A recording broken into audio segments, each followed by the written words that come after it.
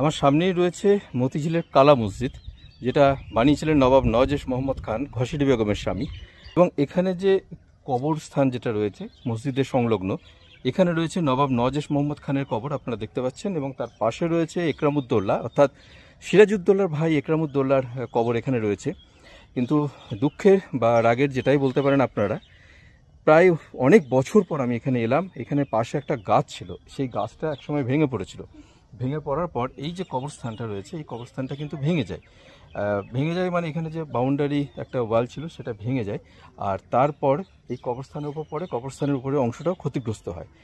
দীর্ঘ এতগুলো বছর পেরিয়ে গেল, কিন্তু আজ পর্যন্ত এই কবর কিন্তু সংরক্ষিত হলো না, বা কোনো রকমভাবে কিন্তু এই কবরের দেখাশোনা হলো না। আপনারা দেখুন যে এত বছর, মানে আমি 5-6 বছর আগে দেখেছি, বা তারও বেশি সময় হতে পারে।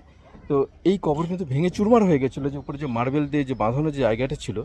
ইতিহাস ধ্বংস হয়ে যাচ্ছে, কিন্তু সংরক্ষণের কোনো চিন্তাভাবনা হচ্ছে না। দেখুন কিভাবে, আমি তো ভেবেছিলাম এত বছর পর হয়তো জায়গাটা খুব সুন্দর হয়ে যাবে, একটা ঝাঁ চকচকে জায়গায় পরিণত হবে, কিন্তু কি অবস্থা হয়ে রয়েছে আপনারা দেখুন এই কবরটা।